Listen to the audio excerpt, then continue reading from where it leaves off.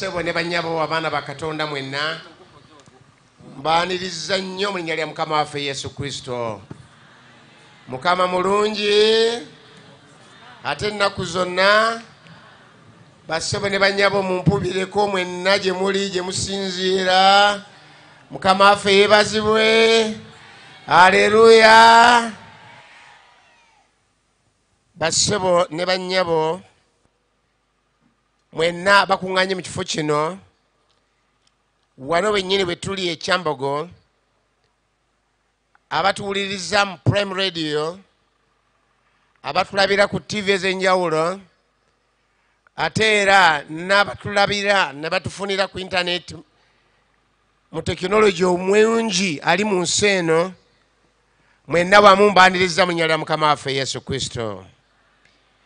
Twebaza Katonda atukuumye nga tuli balamu okutuusa olunaku luno olwaleero.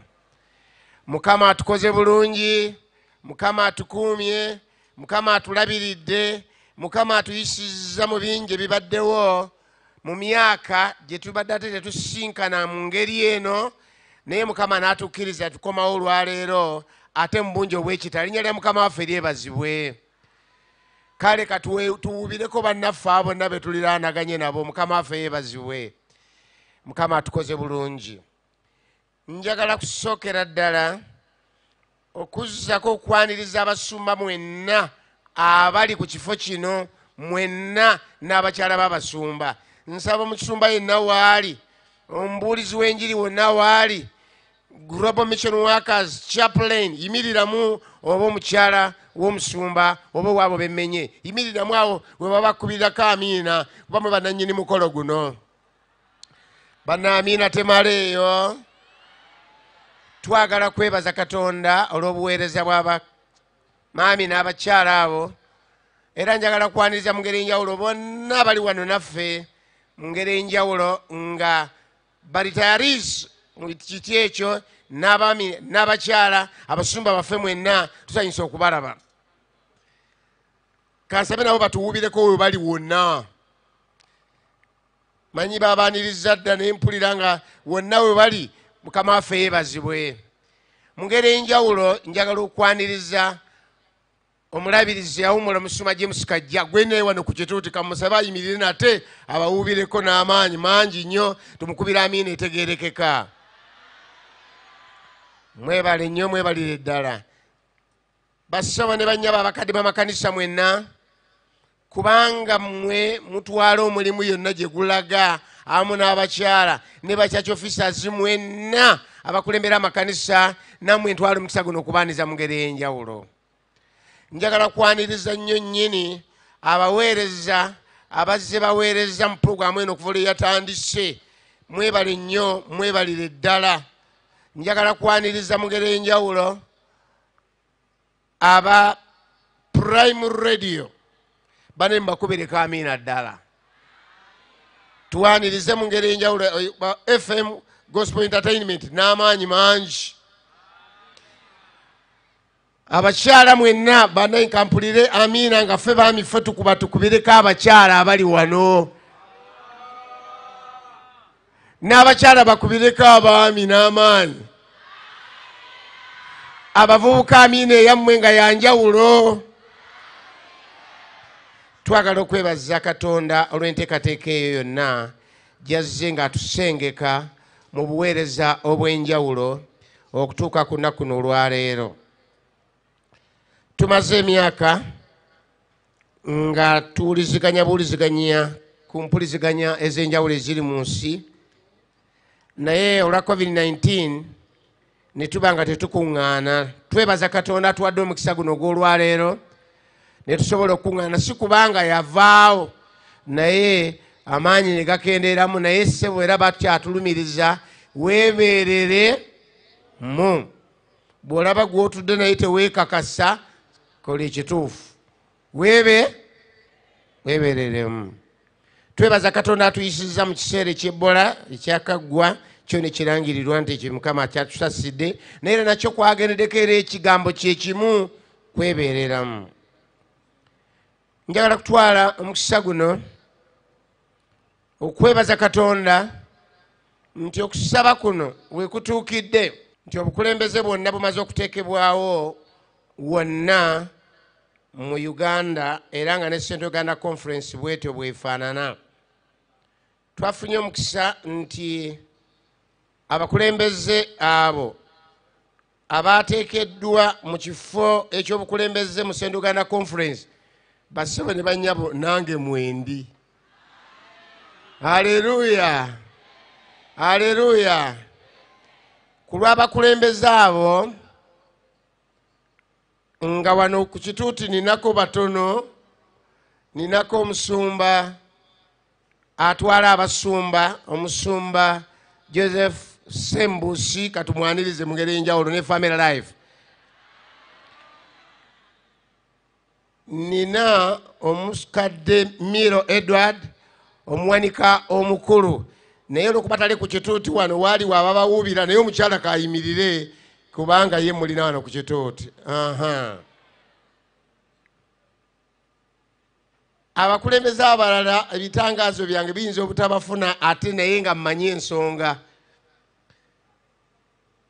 Oluvannyuma lw'okulondebwa nga ffe twabadde mu kibinja ekisembayo,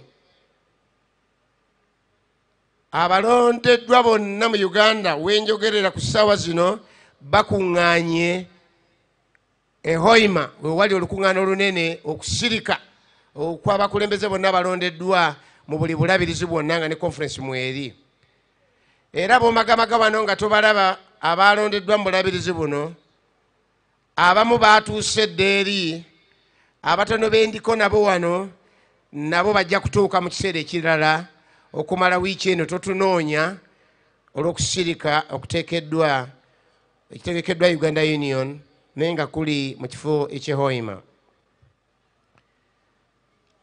Njagala kubategeeza nti mu myaka gino egituweereddwa 2023 okutuuka 2025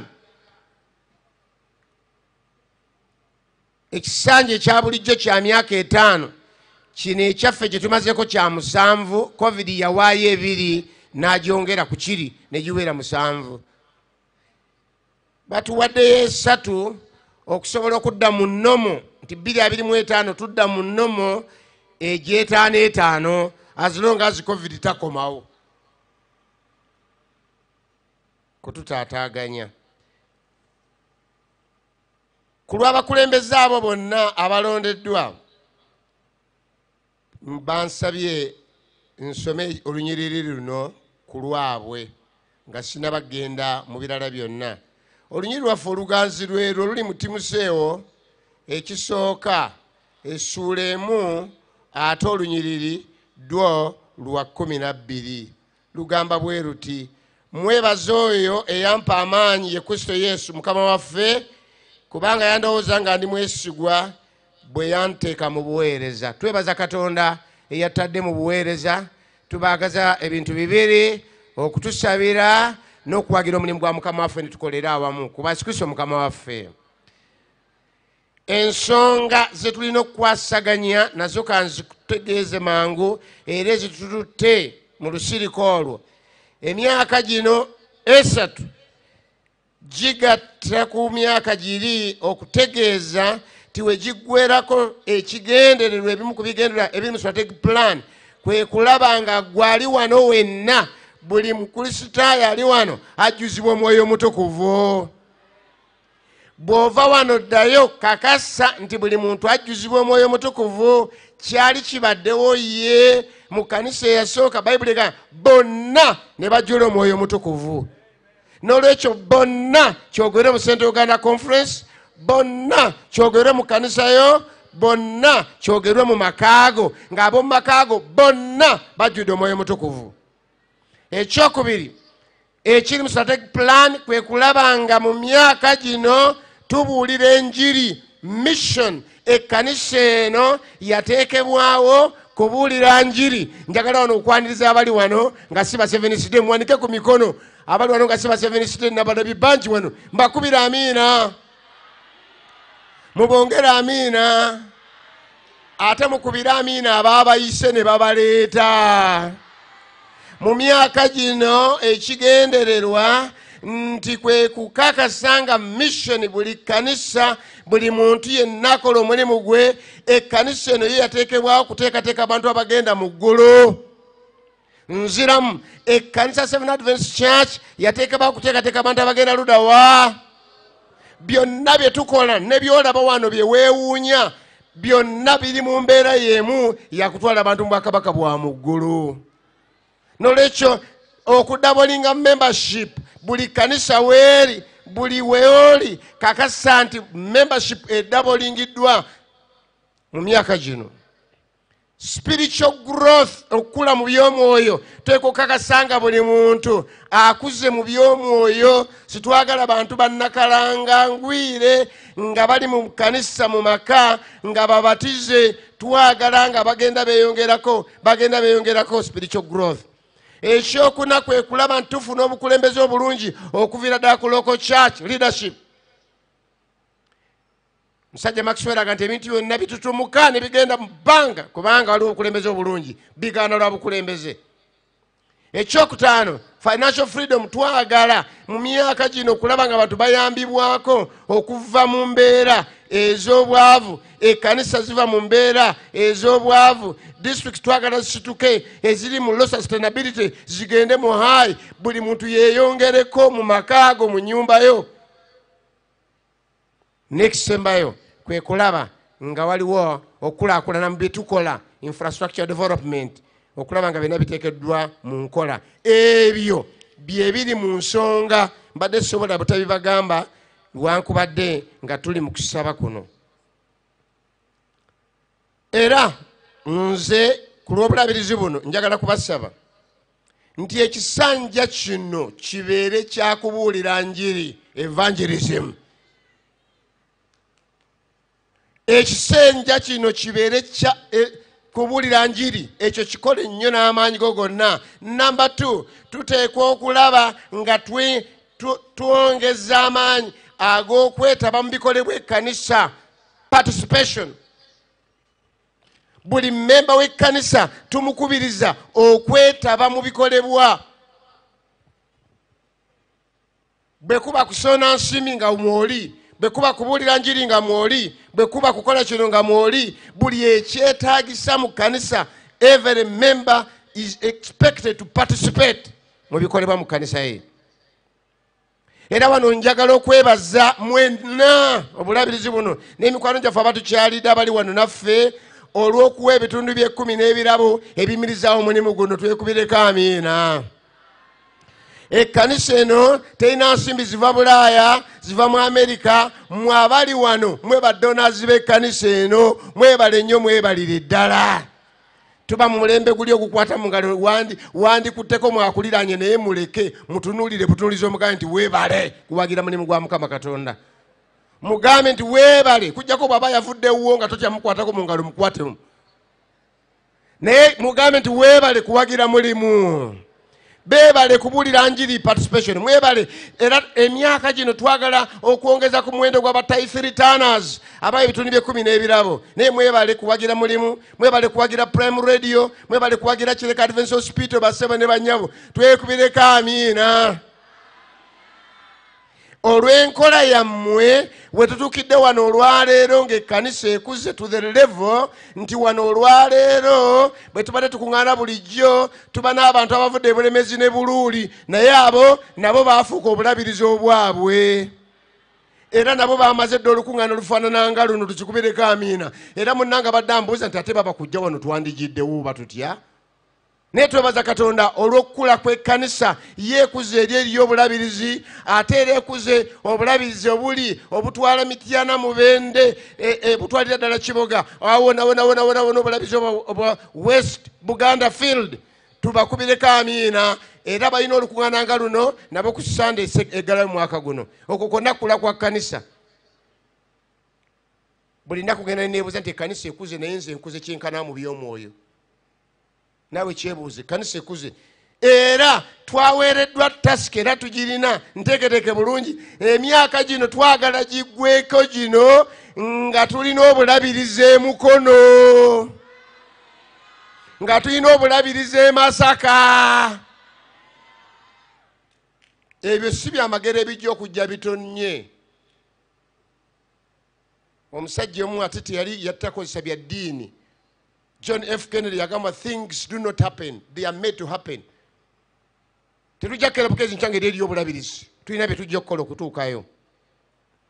N'olwekyo njagala kubasaba kiseera kya kwongezaayo church boards, districts, abakozi, amasomero, ebizimbe, ettaka, kiseera kya kukola n'amaanyi okulaba nga tukola mu nteekateeka ya model home ng'amaka tugafuula ga mutindo.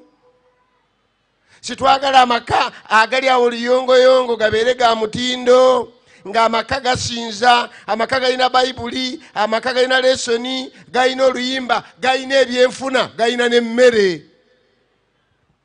Twagala okulaba nga amakago ng'ozze wano naye gagenze gatya mu maaso, geeyongeddeyo gatya.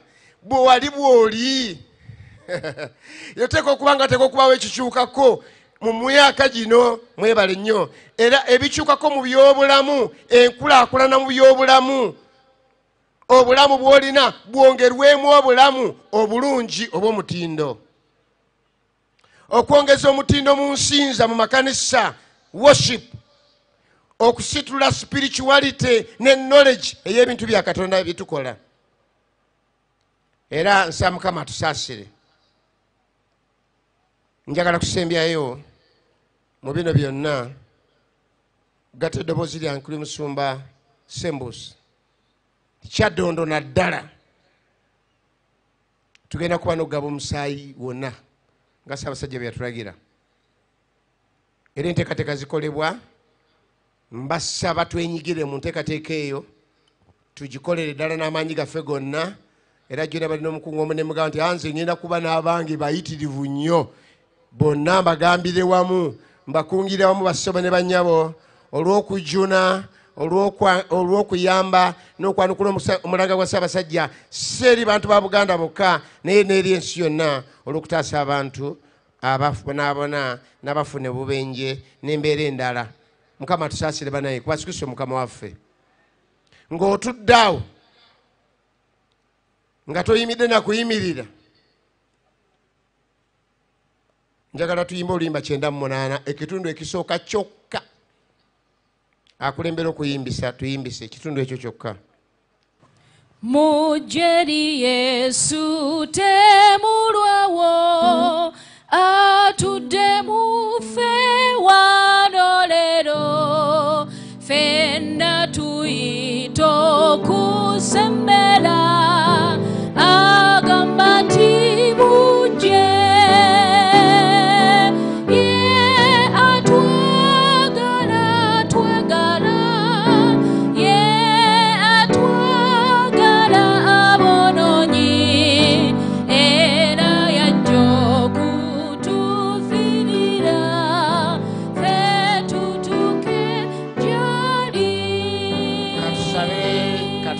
Kitaffe omulungi gwe mwogezi omukulu, ka oyogere eri ekibiina kino omuli abangi abadaaga, balala bazze n'endwadde, ebizibu ebikongedde okumala emyaka n'emyaka, okunyigirizibwa. Mukama okuli ku mitima gyabwe, jangu oyogere gye bali. Issa eryanda ku mimwa gyange ne ku bwongo bwange n'ebigenda okukolebwa. Gula amatu g'abantu bo bawulire obubaka buno, era ku nkomerero ya byonna Mukama tukyusibwe tudde gy'oli okuyita Yesu Kristo Mukama waffe. Okwawula eby'omuwendo mungi, okubijja mu bitagasa. Mu kitabo kya Yeremiya essula 15:19 agamba, Mukama kyava ayogera bw'ati nti bw'olikomawo kale ndikuzza olyoke oyimirire mu maaso gange. Era bw'olyawula eby'omuwendo omungi, underline, bw'olyawula eby'omuwendo ogwenkanawa omungi, okubijjamu ebyo ebitagasa, olibanga akamwa kange. Balidda gy'oli, naye ggwe kyotokolanga kwe kudda gye bali. Bassebo ne bannyabo, abantu ba Katonda, kikukakatako nga tuyingidde mu mwaka guno omujja okusaba ennyo Katonda oyawule eby'omuwendo okuva mu bitalina muwendo oba ebitagasa, things without value.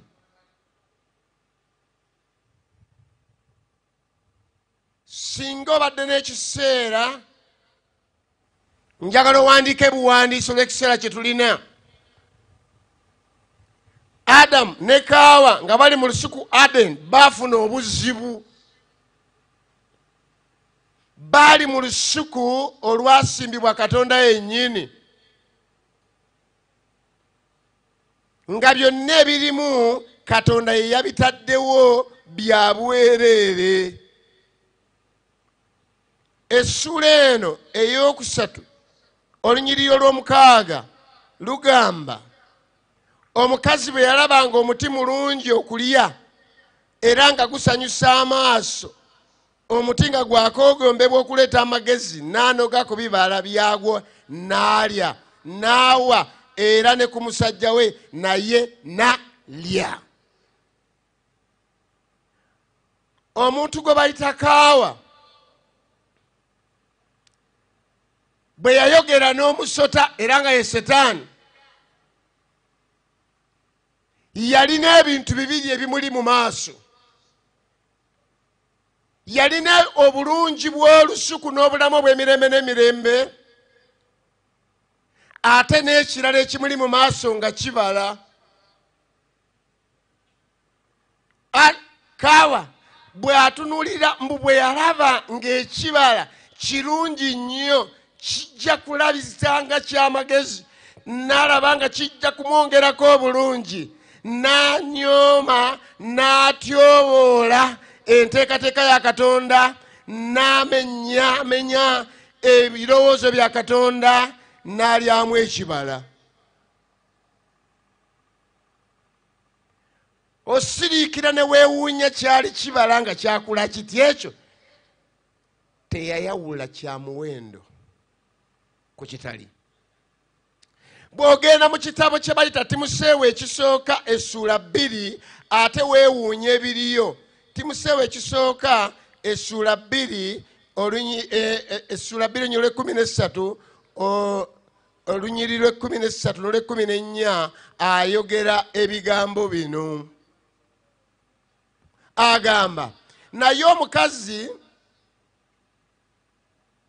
kansomera eddala olw'e14 olw'e13, kubanga Adamu ye yasooka okutondebwa oluvannyuma Kaawa, era Adamu si ye yalimbibwa naye omukazi oli ye yalimbibwa n'aba mu kwonoona. Njagala tugoberere, omukyala yatunuulira obulamu Katonda bwe yateekateeka n'abuwanyisaamu ekibala, fruit. Waliyo enjigiriza ezimu ezirowooza nti tekyali kibala, eyo ntaputa yiyo. Ekibala fruit ekyali mu lusuku kyamusingira obulamu bwonna ne nannyini lusuku. Naye ate twewuunya bwewuunya, ye mbu yalimbibwa omusota. Bayibuli eraga, Pawulo agamba nti ye Adamu we yali atudde oba yali akola ki, omukyala ye yajja n'ekibala n'amugamba nti mwami, nzudde amazima, ekibala kino tekitta, era okumanya tekitta nze nakiriiridde eri era sinnaba kufa. Adamu n'amala okutunuulira mukazi we n'amanya nti ono omukazi kiwedde, bw'aba yalidde alina okufa. N'alaba omulambo ogutambula era ogwogera. Naye Adamu agamba mbu ye teyalimbibwa, n'amanya dda nti ono agenda kufa, naye bw'afa nsigala naani? Mbeera ntya mu njovu n'empologoma n'ebisolo ebirala byonna? Ne yeerabira eyamumuwa, ne yeerabira Katonda mbu ye yalya olw'okusanyusa omukyala, oba abafa kama mbaya mbaya kabafe babiri. Yapima obulamu n'abupima n'omukazi. Ne leero abantu bangi abamu bava ne mu kkanisa n'agenda lwa mukazi n'agenda lwa musajja, nga ye bwe yapima mu eggulu n'agamba nti kabulengana obulamu bw'emirembe n'emirembe, kamufunemu laavu. N'afuna omusajja kubanga namutwalako e Dubai kubanga ayina ataddeko mu nnyonyi bagenzeko ku beach mbu ne balya ne kaasi. Oba kaasi yaani gwe balya? Omuwala n'agamba nti ku kaasi kabuleŋŋana eggulu. Omusajja agambye Yeremiya nti olituusa awa bw'olimala okwawula eby'omuwendo. Omusajja akujja mu kkanisa, omusajja akutwala ebintu ebikutwala bigenda kumalawo eddakiika mmeka?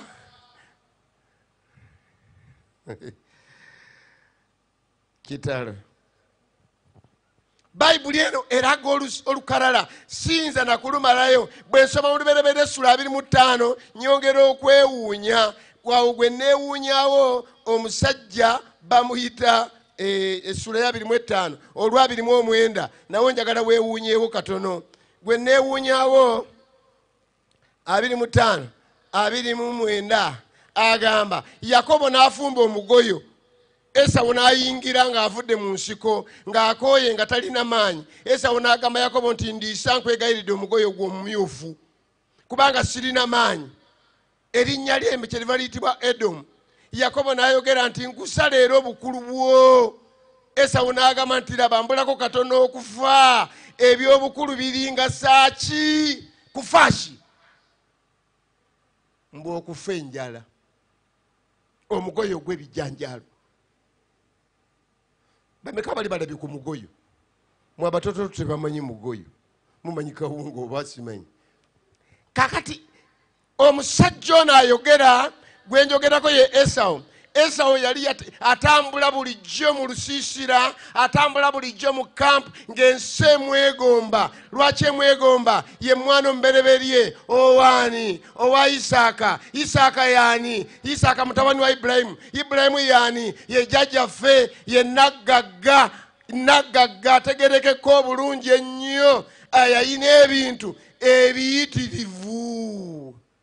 Isaaka n'asikira n'abeera n'ekifundikwa kya kitaawe. Ngati ono Esawu teyeetaaga kukola nnyo, yeetaaga just management.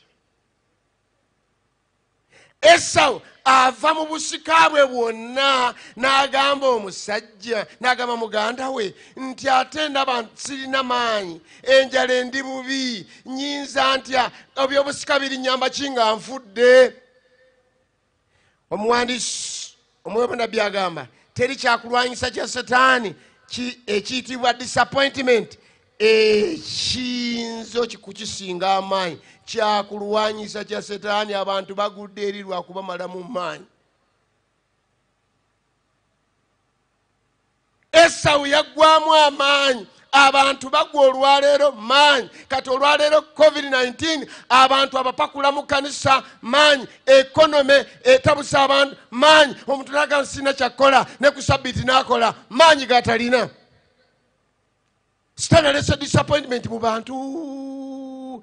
Baweddemu bizinesi ziganye, byakola biganye, amaka gaganye, omusajja yamujja ewaabwe ate amuleseewo disappointment. Sitaani ajja apakasa buli muntu ali wano, apakasa ffenna ng'atumalamu amaanyi ku mirimu, atumalamu amaanyi nokati munnange ate oba sina kyakola kammale gakola bino. Era kigambibwa nti omusajja ono n'alayira n'atunda obusika buli bwonna bwenjogeddeko n'afunamu omugoyo. Kinsanyusa wano olwasatu wenye lugamba Yakobo n'awa Esawu emmere ey'omugoyo gw'ebijanjaalo, n'alya n'anywa n'agolokoka ne yeegendera. Bw'atyo Esawu n'anyooma obukulu bwe.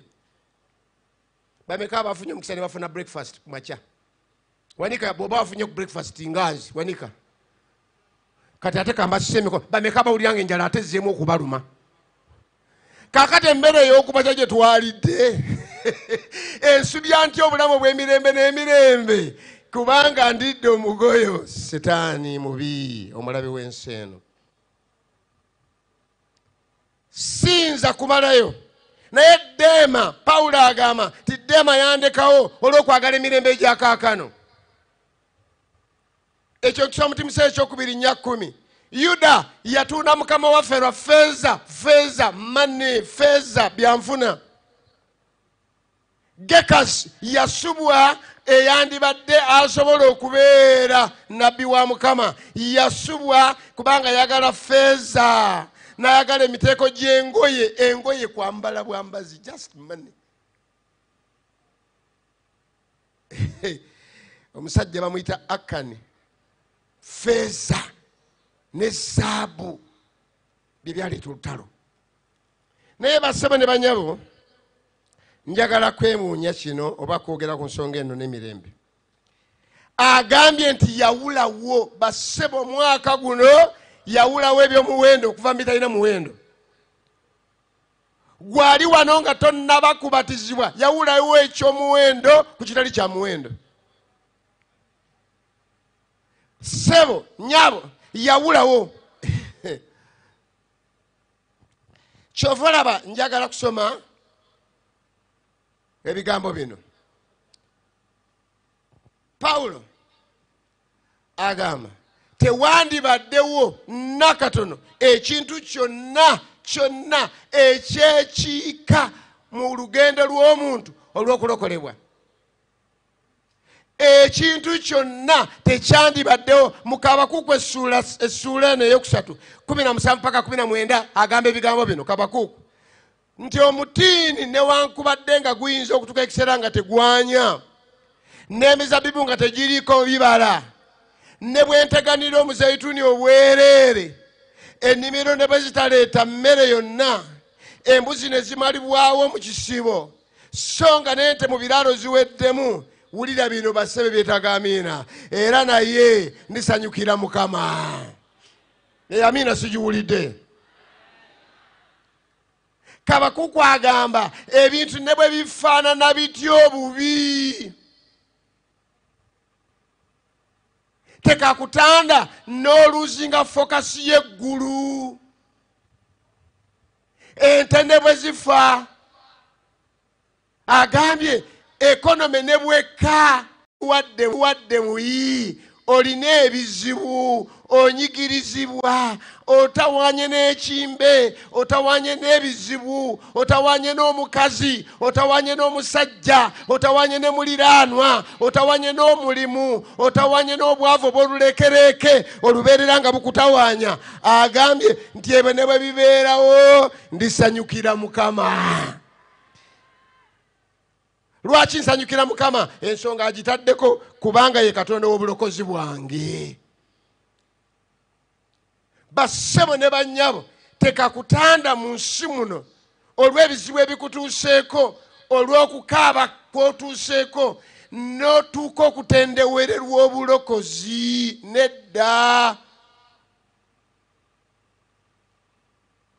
Njagala nziramu ng'ekkanisa, ng'omusumba, nnumirwa wamu nkusaasira olw'ebyo ebikunyigiriza mu myaka gino gyonna.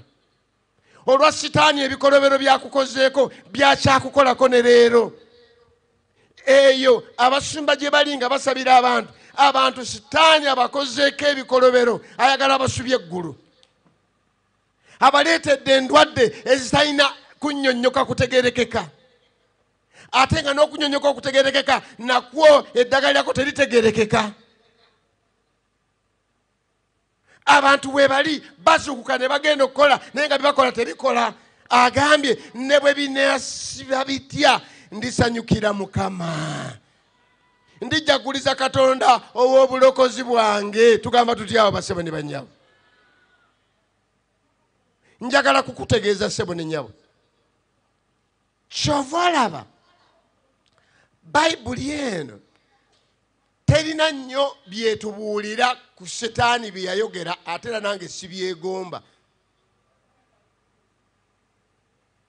Lumu nali mu lukuŋŋaana olumu, oli n'alanga nti akawungeezi tugenda kulaga firimu eya Setaani bye yayogera mu nnyanja n'ebyakolerera mu nnyanja. Ningamba abantu nti ekyo si kye kyatuleese wano, ffe tuli bagoberezi ba Setaani. Ffe twagala kuwulira Yesu bye yayogedde. Haleluya. Era nze ndi omu ku bantu abatalina biseera byange kubimalira ku muzimu gwagambye n'amayembe n'ebitambo. Sisobola kutula kuŋŋaana nti kugambye eki. Njagala Yesu yagambye eki. Haleluya. bayibuli eraga nti ekiseera kyatuuka etulagayo akaseera nti setaani yayina endowooza setaani osobola ogitegeera mu kitabo kya yobu. Yobu essula esooka setaani ajjayo endowooza ye n'agijjayo mu bigambo bye, ayogera ne Katonda agamba bw'ati nti Katonda amugamba otuuseke wa Yobu n'agati wa Yobu ŋŋendayo. Sanadamu n'ayogera nti Yobu atiira bwerere Katonda omukomedde olukomera okumwetooloola n'ennyumba ye ne byonna by'alina enjuyi zonna, omuwadde omukisa asinziira ku mukisa ogwo gwe gumukusinzisa. Ideology eya setaani egamba nti abantu abali obulungi be bagenda mu makanisa, abantu abasanyufu be bajja mu makanisa, abalina ennaku olw'okubanga ono omuwadde omukisa y'ensonga lwaki amuwadde abaana, omuwadde amaka malungi, azaala, alina ebyobugagga, abalina ebizibu nti abo banaasigalaka. Era setaani kyava Mukama mugamba nti kale oba oyagala okulaba nti ddala kituufu ekyo kyogamba ideology eyo katugigezese, kale genda omukwateko, genda okwate ku bintu bye. Bayibuli eraga nti mu ssaawa 24 24 hours Yobu yafiirwa ente 500. Oba omanyi faamu 500 yafiirwa endogoyi 500 olwo 1,000, yafiirwa endiga 7, yafiirwa eŋŋamira 3,000. Bwe nabigasseemu ensolo zaawera 1,100 mu 24 hours nga kivundu kye kijjudde amaka ge n'asowera nga tewali. Bayibuli eraga ate n'alumba abaana 7 nga balenzi, bawala 3 be baana 10. Bayibuli terwayo egamba n'asigazaawo abantu 3 abaddu bali abajjanga okuleeta amawulire, n'asigaza n'omukazi gweyongerako amangu omusirusiru. Neewuunya bwewuunya bino byensoma mu Bayibuli yange era olubeerera mbibabuulira. Bayibuli egamba essula eno eyeesooka onyo olwabiri nti awo Yobu n'agoloka n'ayuza omunagiro gwe, teyasiima kyamukolebwako, n'ama omutwe gwe n'avunnama ng'akungubaga. Naye ekinsanyusa kye kino, n'avunnama ku ttaka n'asinza. Tukikubira amiina. Bassebo ne bannyabo abanyigirizibwa mweyongere okusinza Katonda. Bassebo ne bannyabo abanyigirizibwa mu bulamu mu mubiri, abanyigirizibwa mu nnimiro, abanyigirizibwa mu byenfuna, abanyigirizibwa mu maka. Agambye Yobu nga byonna bimutuuseeko n'afukamira wansi n'avunnama n'asinza n'agamba Mukama ye yawa, Mukama yaggyewo, n'akosa n'ekigambo ekirala, erinnya lya Mukama waffe lyebazibwe. Amaaso go njagala ogaggyemu katono ku bizibu ebikwetoolodde. Amaaso go njagala ogawunjulemu katono otunule ku Mukama waffe byakukoledde.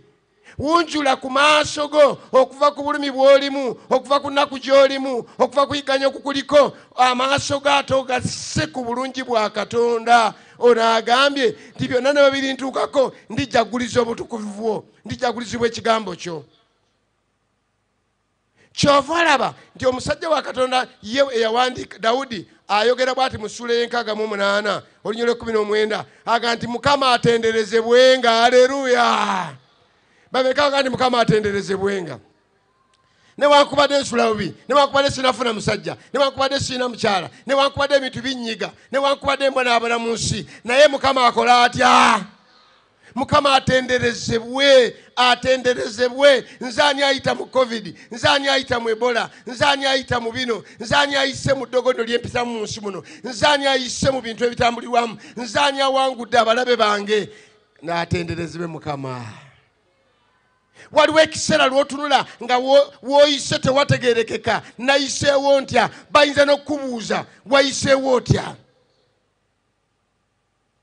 Mukama atenderezebwe nange nkyassa. Mukama atenderezebwe nina omulimu. Mukama atenderezebwe ng'omusajja oyo ampalana ng'awalana yatwala ne gundi yatta ne gundi yeewera afuuwa emmindi agaba obutwa n'ebirala naye Mukama akole ekibannaaye.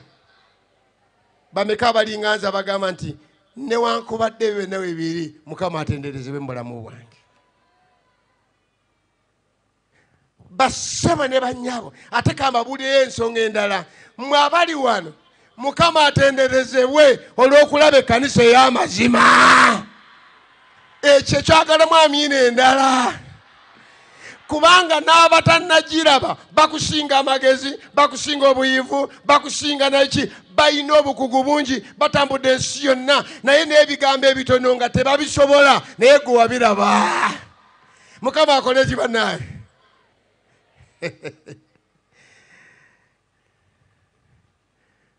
Mukama atenderezebwe. Lubu nali awantu omusajja munaddiini ennyo nga n'eddiini emulabika n'ettiimu emuwerekeddeko. Yagenda n'annyonnyola n'amatiza bulungi n'agamba nti ensi eyawulira mu bwereere amadiini tegalina makulu kubanga Katonda ali omu, Yesu ali omu, yafa ku musaalaba e Gologoosa, eddiini yandibaddemu era gye tugenda mu maaso tujja kubeera omuntu atya. Olw'okuba nali mu school setting omwana kyava abuuza ekibuuzo n'agamba nti ssebo olwo kakati tunaabatizanga tutya nga ziriwo nnyingi. Kyava kanti ate kikweraliikiriza ekyo. Katonda tafaayo oba omuntu bamuyiyeeko oba bamuwansiddeko oba bamunyise mu mazzi ebyo tebirina makulu. Abaana ne bagaana. Njagala kutegeeza nti ensinga ebonaabona n'ekigambo baptize okukiyiyiza amagezi okukiyiyiza emiti egikizizika gwe wakitegeera n'onyikibwa nga Yesu. Haleluya. Era mmwe abagenyi abali wano kambategeeze eriyo ebintu ebizibu okujja nga Katonda gwe tusinza alisala omusango ng'akozesa bitabo birala ebiri mu encyclopedia n'ebirala naye bw'alikozesa ekigambo kya Katonda kino okubatiza kwa kunyika. Haleluya. Tolina bw'okikuba kiraka ne bw'okinnyonnyola otya. Twebaza Katonda abakitegeera mu mpanikireko abanyikibwa. Twebaza Katonda bassebo ne bannyabo. Omusajja omu yajja n'anjerega n'aŋŋamba nti naye mwe abaseveniside mukuuma sabbiiti ya Saturday naye tekiri kiriya bulungi.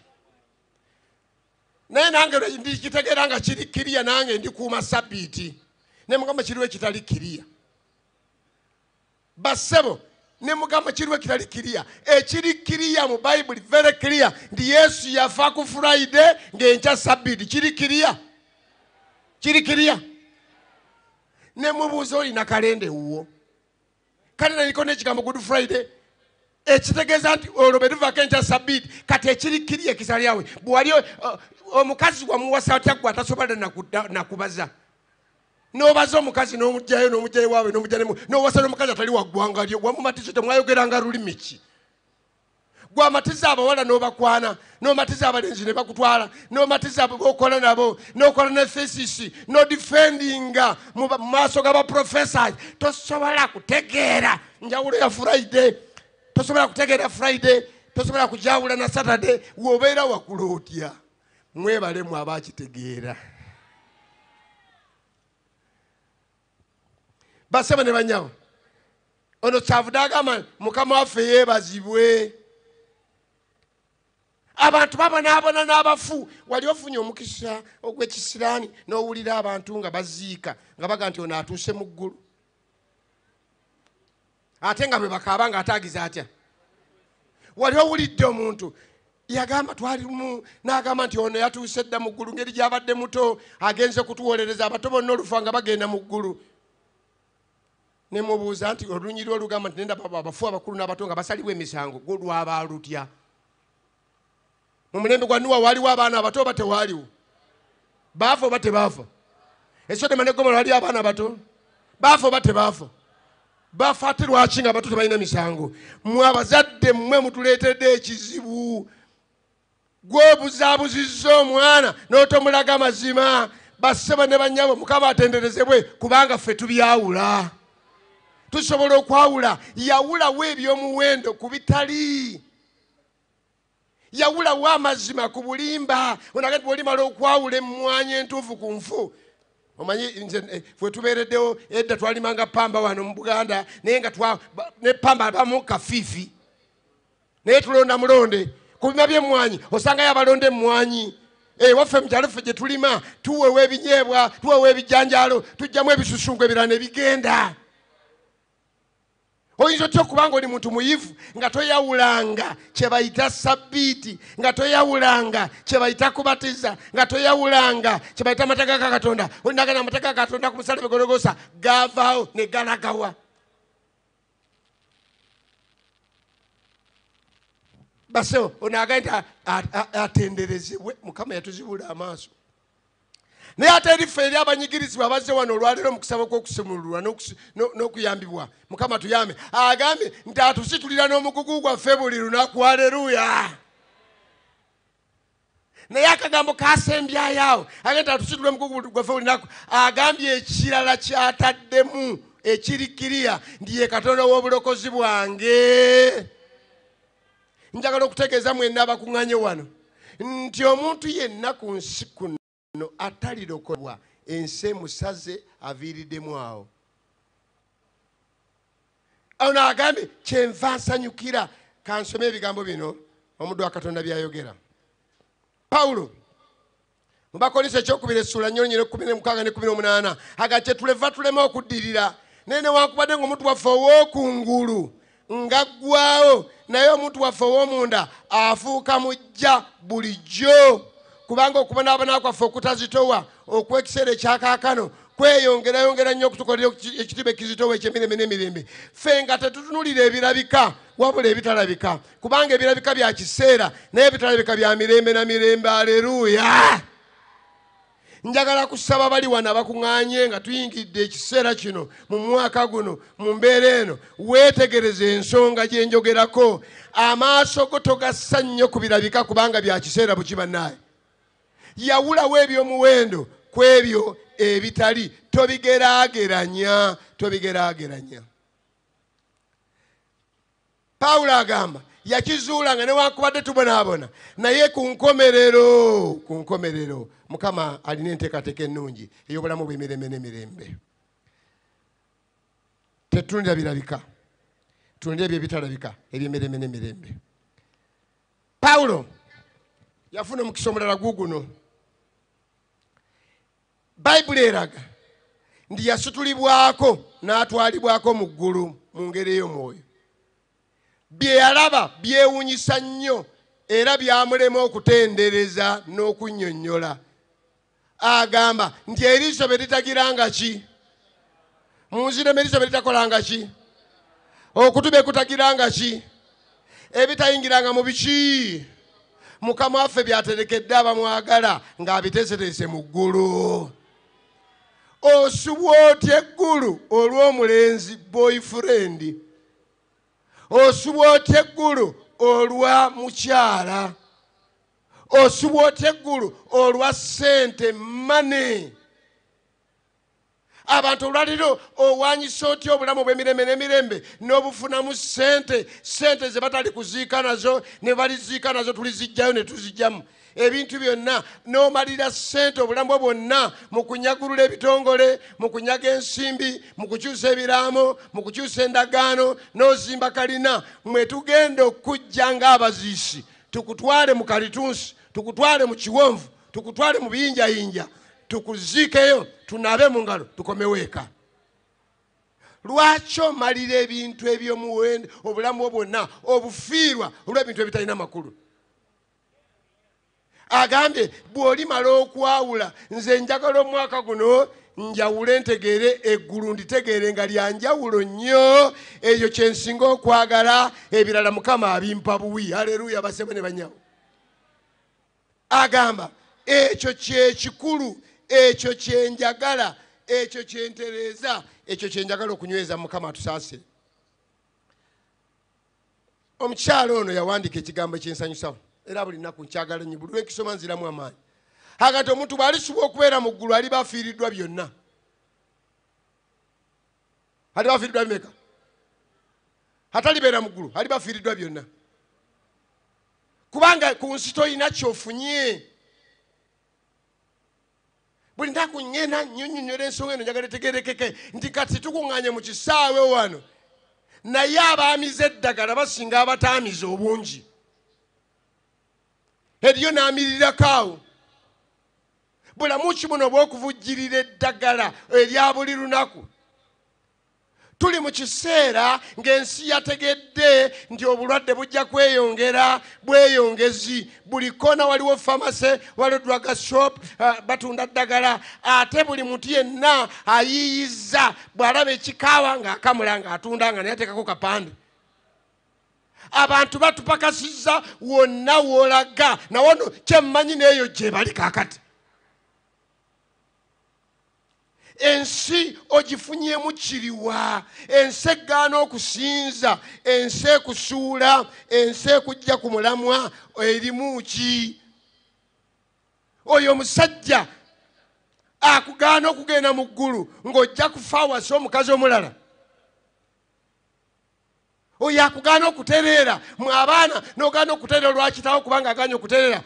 N'ogaana okubatizibwa kubanga nina ekifo gye nsinziza. N'ogaana okubatizibwa, n'ogaana okukola Katonda ky'ayagala. Bajja kunvuma, bajja kungoba mu kika ekyani. Ono agambye omuntu bw'alisuba okubeera mu ggulu aliba afiiriddwa byonna.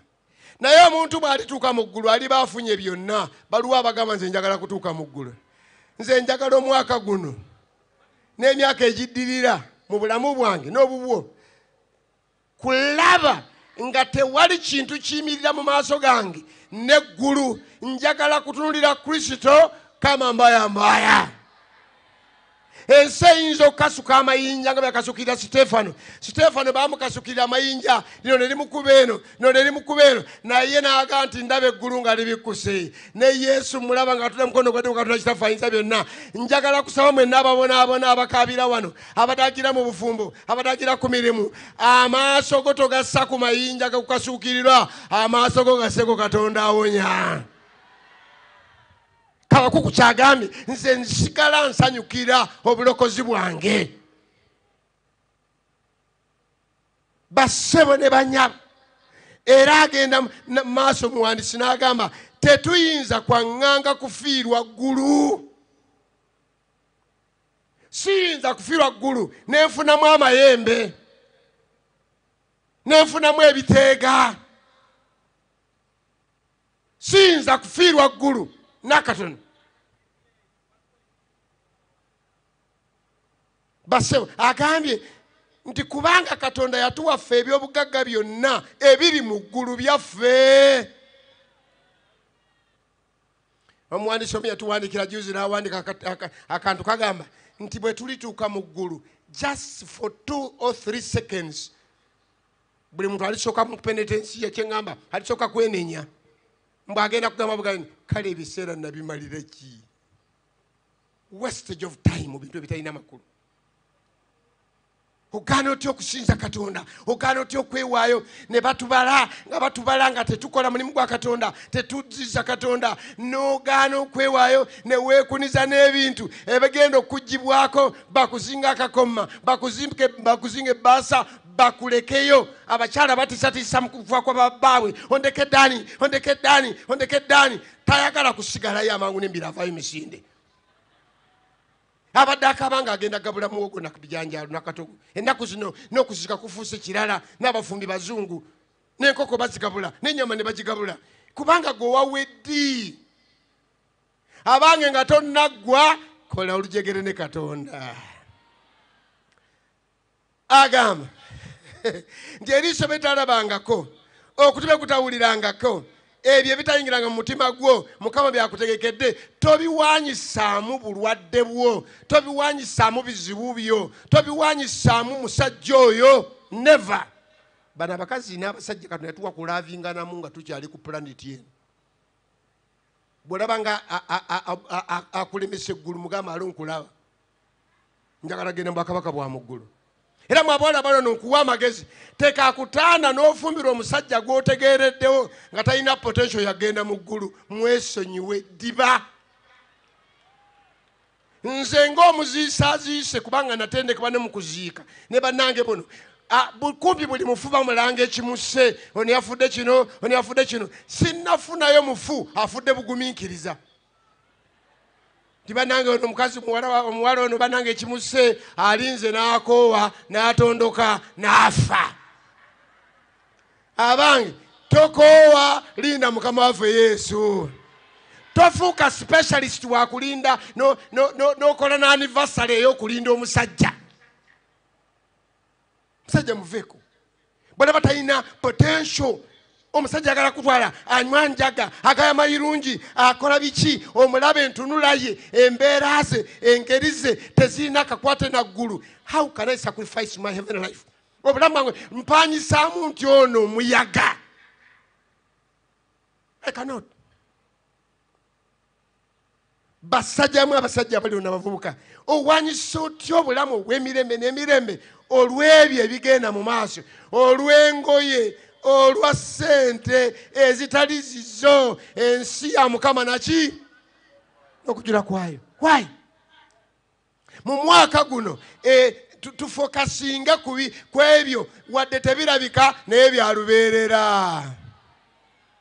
Yesu Kristo akimanyi nti byonna eby'omu ggulu eyo gye yava, yagamba bw'ati nti obanga eriiso likwesittaza lijjemu lisuule wala.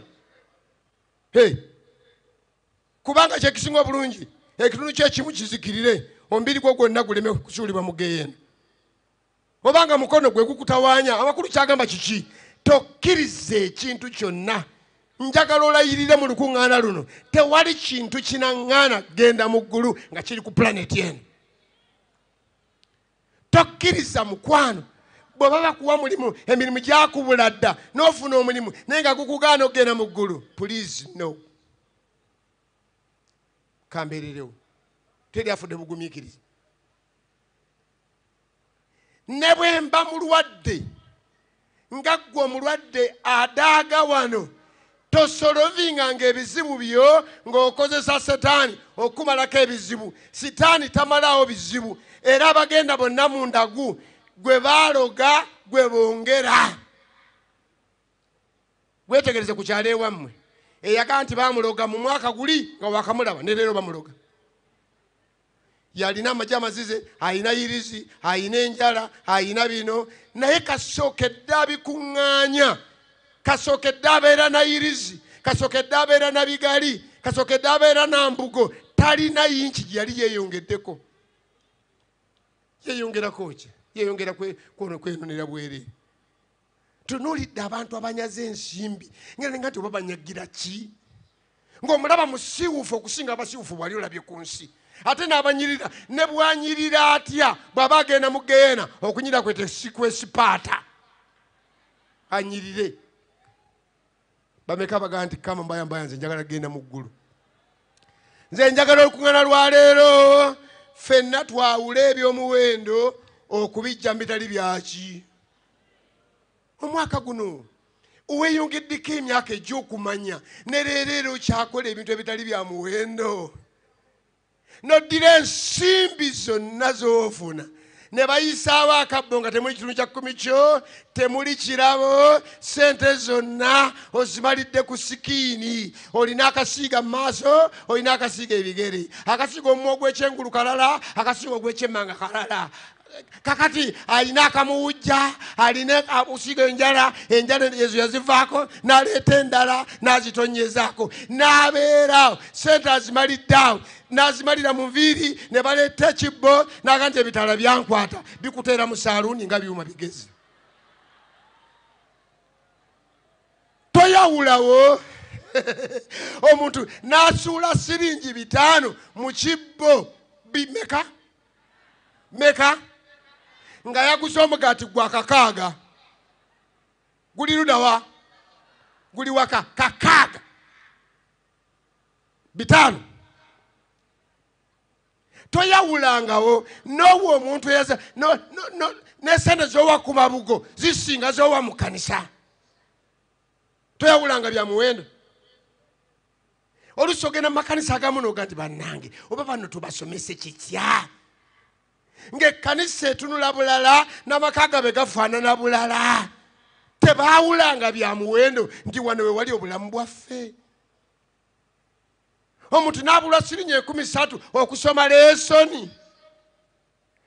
13 ezibala kwota ennamba tazirina naye alina ezisoma mawulire ga 12 buli lunaku.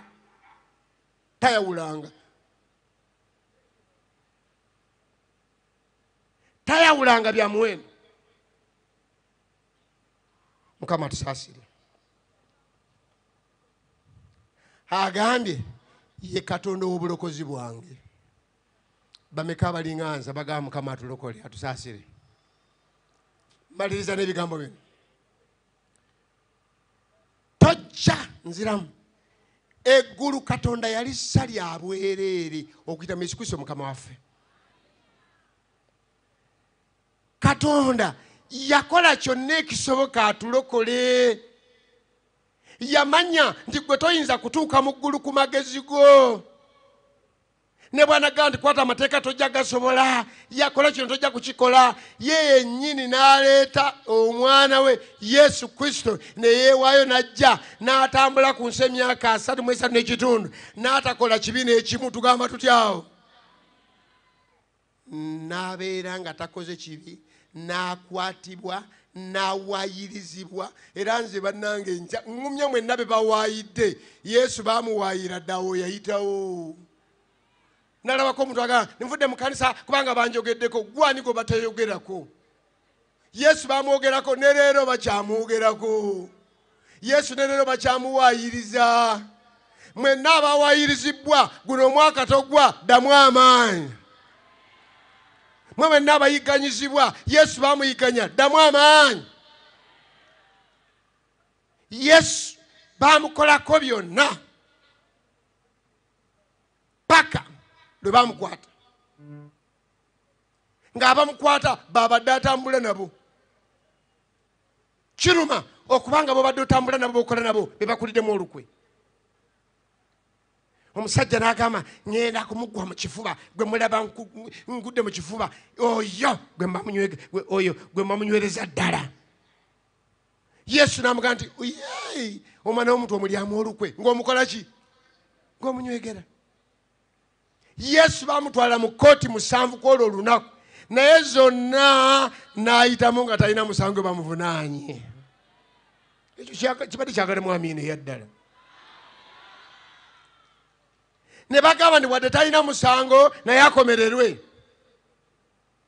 Ne bamukuba emigo. Ne bamuwandira amalusu. Ne bamutekako engule ey'amagwa. Byonna ne babikola. Ne bamutusa Gologoosa. Neka n'ayeesitula ne yeegalamiza ku musaalaba. Ne bamukuba enninga nga talina musango na gumu. Omusango gwalina gwe gw'omukyalo nantunuulidde n'omwami nange. Yesu yali ku musaalaba olw'obwenzi bwo, olw'obubbi bwo, olw'ebitambo by'olina n'amayembe by'oyiseemu n'ebyo by'oyitamu gafula bino byonna bikutawaanya. Yesu byonna yabikomera ku musaalaba Gologoosa. Era bwe bali ku musaalaba n'agamba nti kigize eki? Abantu bonna balina eddembe okuyingira mu bakabaka obw'omu ggulu. Oluggi lwaggulwawo. Bameka baga nti lwaggulwawo nange nina kuyingira. Nze saagala kiŋŋaana genda mu ggulu. Eggulu lyaggulwawo. Eggulu lyaggulwawo. N'agamba nti mwenna mujje gye nabakolera nange nabakola ntya? Eggulu lyaggulwawo. Yesu yafa. Yesu yaziikibwa. Naye njagala obbabuulira Yesu tali ku musaalaba. Yesu bamuziika. Yesu tali mu ntaana. Yesu mu ntaana yavaamu. Ekyo kyagala amiina etegereka yavaamu. N'agamba kati nze mpereddwa obuyinza bwonna. Abantu bonna abanzikiriza bonna bayingira buyingizi mu bwakabaka obw'omu ggulu. Kaakati Katonda ogenda kumugamba nti ate ekyannemesa okugenda mu ggulu kyali kiki? eggulu lya bwerere. Ngera ne neewuunya nti abantu balemeddwa okwawulawo eby'omuwendo ku bitali bya muwendo. Wali okitegere nti yo bbaala bayingizaayo ssente. Ogenda mu bbaala ssente, mu lubaale ssente, ne bamuwa n'emitwe. Obwenzi nabwo bubonyaabonya, oba tonnabumanya genda obuze kubabonaabona nabwo. Abantu babonaabona n'ebisiraani n'amayembe n'ebiteeganye babonaabona nabyo. Bassebo Yesu yatuwa bya bwereere. Nze kkubo n'amazima n'obulamu, tewali ajja eri Kitange kugira ngo ayise mwani. Njagala okulabula abawulize mwenna, teri ajja kgenda mu ggulu okugira ngo ayise Mukama waffe Yesu Kristo. Bameka abagaa nti nange awo wempita. Mwenna ababatizibwe kambalabule. Tobatizibwe obubatizibwa kikkakatako okunywerera mu Mukama waffe Yesu Kristo. Bwe baali ku mbaga Kaana, Mariyamu yalabula abali ku mbaga n'agamba nti oyo omusajja kyabagamba kye mbamukola. Gwali mu kkanisa, Mukama byakugamba bye badde okola. Gwatannaba kuyingira mu kkanisa eno, kyonna kyakugamba ky'obuteeka mu nkola. Oyo yafa n'atirika omusaayi, oyo yafa n'azuukira. Olwaleero azze wano nga tuggulawo mwaka okuyita mu bigambo bino byenjogera, aga nti yawula eby'omuwendo ku bitali, yawula eggulu ku geyeena, yawula amazima ku bulimba. Bameka abaga nze nja kugobera Yesu as long as nkyategeera era oyimirire. Bw'obanga oli mulamu osobola okuyimirira. Agamba nti nze nja kugoberera Mukama waffe Yesu as long as nkyali mulamu. Ekyo eky'obugagga kyokka kye tulina ku nsi. Mwebale. Bwe baaya abadde takkirizanga Yesu, oyo yava mu ggulu n'afa ku musala Gologoosa, oyo alina ebisumuzo eby'okufa n'amagombe, nga g'obadde tomuwanga bulamu bwo, ng'oyagala bumuwa leero wanika ku mukono. Era njagala kusaba awatali na kulwayo, ndowooza baana nzikiriza kano bakatereddewo, nze ndowooza kano. Vaayo gye wano mpola mpola tukuteeka mu maaso ga Katonda. Tambula mpola mpola. Omuntu yenna agamba nti nze obulamu bwange olwaleero lwe mbuwaayo eri Mukama waffe Yesu. Vaayo, vaayo, vaayo, tofaayo, tolinda na kira, tolinda na luyimba. Gwe awanise omukono ng'ayagala kubatizibwa, vaayo, jangu wano maaso. Jangu wano maaso, jangu wano maaso. Abayimbisa mufune oluyimba olutugatta ffenna. Tuyimbe oluyimba olutugatta ffenna. Abasumba mbaagala wano nga baaniriza abantu bano abeewaddeyo obulamu bwabwe eri Mukama waffe Yesu Kristo. Abaawula twagala okwawula eby'omuwendo okuva ku bitali bya muwendo. Eby'omuwendo okuva ku bitali bya muwendo. Tolinda, tolinda. Njagala baveeyo nna gye bava abasumba mwanirize abantu bano abaawula eby'omuwendo okuva ku bitali bya muwendo. Ebintu birala twebalire ddala, ebalire ddala. Yenna gy'oli obuuliza ku muzindaalo wazenga service provider, naye kati ate naawe otegedde nti obulokozi bwa bwereere. Vaayo jangu wano mu maaso. Wabatizibwa, wagwa, ne bakusaza mu kitabo ky'ekkanisa, wagwira ddala, wagwa. Vaayo eyo, vaayo eyo, wagwa, wagwa. Weetegeera, otegeera olulimi olwenkozesa, otegeera byenjogedde. Jangu wano maaso, jangu wano maaso, jangu wano maaso, jangu wano maaso.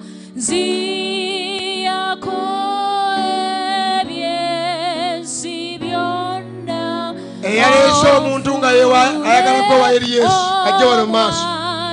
Tumaze emyaka 2 nga tetukuŋŋaana bwe tuti, naye Katonda atuwadde omukisa olwaleero obatizibwe.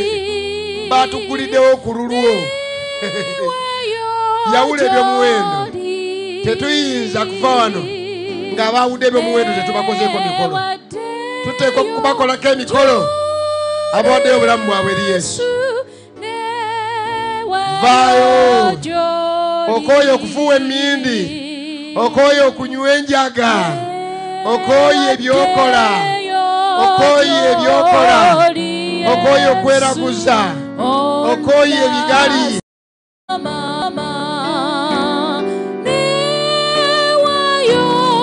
Haleluya. Abantu abo bajje wano.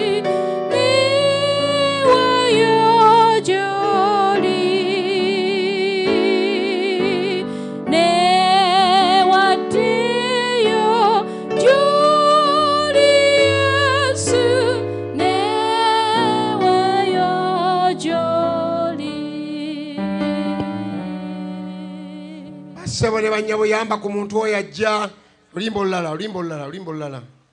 Mujeri Yesu temulwawo atutemufe wano lero fenna tuitoku sembera agamba nti mujje.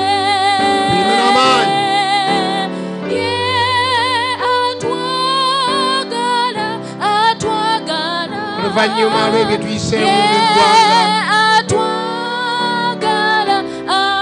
Katonda yakulekawo okole ekituufu mu maaso ga Katonda.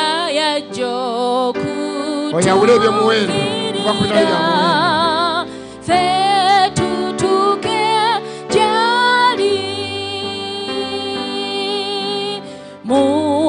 Asabe omuntu oyo ajje wano. Abantu abo bakyajja.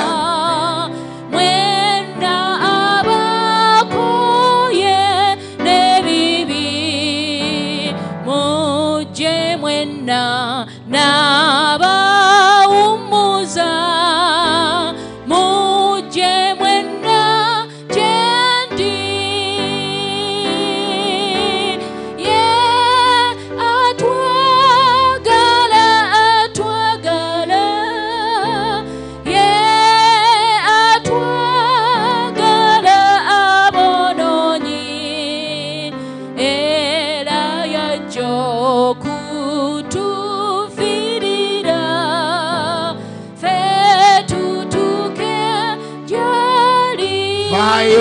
Vaayo tulinze gwe tukuwadde akaseera kano. Yawula ebyomuwendo kuva mu mitagasa. Yawula amazima ku bulimba.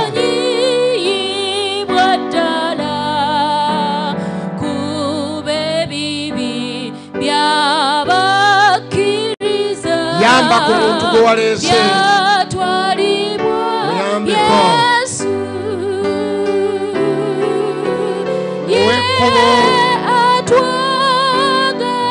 Atwagala ye atwagala abononyi. Minkirizamu tugenda kusabira abantu bano era nja kusaba n'omulabirizi Musumba James Kajja naye ajje wano batuwe ebuzindaalo babukole bulungi. Nja kusaba Musuma Mpande yagenda okusooka okusaba. Musuma Mpande good. Oluvannyuma omulabirizi waffe ajja kuwongayo abantu bano. Abantu bano tugenda kusaba omuntu yekakkirizibwa okutambula wano mu kusaba yoyo yeewaddeyo ajja wano mu bano yatambula abalala bwenna beera mu kifo kimu. Musuma Mpande yakulembera ebyokubuulira agenda kusabira abantu bano ate omulabirizi waffe agenda kubawongayo eri Katonda. Abalwadde kusaba kuno nsaba kuzingiremu n'abalala bakyali wakati awo mu kusalawo abalemeddwa bakyagala okwawulawo bangi tukyalina n'olukuŋŋaana lukyagenda maaso n'olweggulu lujja kubeerawo naye njagala twewomeka mu kaseera kano. Musuma Mpande bw'omaliriza Musumba omulabirizi atuweereyo okuwonga okusembayo. Amiina. Katwewombeeke tusabe. Katonda kitaffe atudde mu butaliggwaawo tweyanzizza kubanga oli Katonda atatuleka bulijjo. Bwe tuba tuva maaso go olw'ebizibu ebiri mu nsi eno otuma ababaka ne batukomyawo mu kisibo kyo. Yes, Lord. Emirembe egizze giyita gyonna ozze otuma abaweereza bannabbi muweereza obw'enjawulo okukomyawo ekisibo kyo mu mpya zo. N'olunaku olwaleero mu kusaba kuno okw'obuwanguzi twagala okwebaza nti Central Uganda Conference ng'ekulembeddwamu omulabirizi waffe Bishop Samuel Kajoba omutumye okomyawo abantu bo mu mpya zo okusinza. Twanjula ekibiina kino eky'abasajja n'abakazi abasazeewo okubatizibwa olunaku olwaleero. Ayi Mukama obakkirize era obayiweko omwoyo wo okunywera mu kukkiriza bw'olirabisibwa Yesu ku biro eby'omu bbanga bawangule ensi eno nga naffe abasookedde okukkiriza. Tweyanzizza olw'abantu bonna boolese leero okudda mu mpya zo okwawula eby'omuwendo omungi ku ebyo ebitagasa. Buli musajja n'omukazi awulidde ekigambo kino otutereeze ayi Mukama, otusaanyize ayi Katonda. Obuweereza bwa buli muntu yenna bulaba omukisa kubanga y'empeera ennene bw'olirabikira ku biro eby'omu bbanga gye tuligabana ffenna wamu nga tuwangudde ensi eno. Otuwulire mu kusinza kuno Katonda kubanga tumanyi nti oli wakati mu ffe. Olw'okubanga Kitaffe otudde mu ffe tukkiriza nti okuwonyezebwa kuzze gye tuli, obuyambi buzze gye tuli, okusaasirwa kuzze gye tuli, okubeerwa kulabiseeko. Otulire mu kusaba kwaffe ennaku zonna ku bwa Yesu Kristo Mukama waffe tusabye. Amen.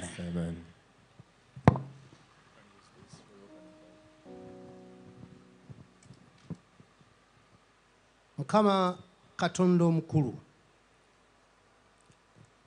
emitima gyaffe nga gikutendereza n'okugulumiza okusinga obumwa bwaffe kye busobola okwatula. Mu kaseera kano tukwebaza olw'emmere ey'omwoyo esoose otoddeddwa mugole waffe. Tukwebaza olw'ekibiina kino kyonna ekikuŋŋaanye wano. Tukwebaza kubanga obawendudde okuva ebule n'ebweya bajje bagatte okulowooza n'okutegeera kwabwe babisimbe ku ggwe Yesu Kristo yatulokola okuva mu butale butuukirivu. Kale nno Katonda waffe awamu n'abo bonna abasembedde wano mu maaso, so nga ate waliwo n'abalala bakyali eyo mu kiwenvu eky'okumalirira, bonna ssebo bataase. Tusaba Kitaffe amaanyi aga Mwoyo Omutukuvu atebenkera mu buli mukkiriza olw'okumuzibula amaaso n'okuzibula amatu gabeere na mbaddu bo bano leero ne bulijjo.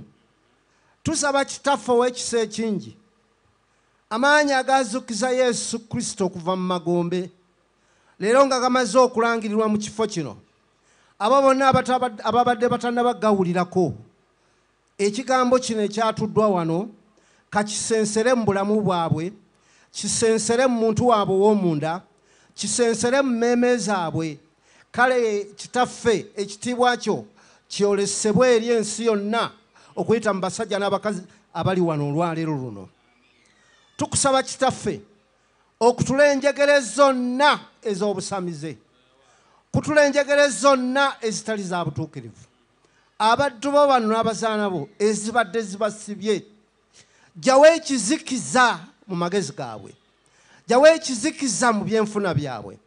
Kitaffe basumulule bave wano nga baddembe, batambule okutuuka mu maka gaabwe nga baddembe, eyo yonna ku mirimu gye baweerereza babeere baddembe. Mukama waffe tuwulidde okukoowola kwo, omuddu wo ng'akoowoola, gwe wennyini gw'obadde okoowoola okuyita mu ye, ng'otugamba ffenna okufuluma ebweru okutegeeza abalala obulungi bwo. Katonda waffe ka buli omu ali wano agende n'okulumirizibwa okufaanana bwe kutyo. Yongera okutumalako emirembe olw'ekigambo kyo. Ssebo Mukama, tuleme kutuula wantu wonna wabula nga abantu bonna bategedde amazima go. Basumulule yonna gye bali, bataase olyoke batuuse ku buwanguzi obwannamaddala. Ekigambo kyo ekisaliddwawo olwaleero luno, abo bonna abasazeewo okubatizibwa mu linnya lya Yesu Kristo, n'Omwana n'Omwoyo Omutukuvu kitaffe okusalawo kuno kwe basazeewo kunyweze mu magezi gaabwe, kunyweze mu mitima gyabwe, kunyweze bave wano baleme kuyingira buyingizi mu mazzi naye bagende nga baddembe ddala okutuusa ku lunaku luli kitaffe lwe tulibasibwa ffenna ku nnyanja endabirwamu nga tuwangudde ensi eno era nga tugenda tuyimba nga tutendereza erinnya lyo. Tukusabe bwe tutyo era nga tukulaajanira okuyita mu linnya eddungi erya Mukama waffe Yesu Kristo. Amiina.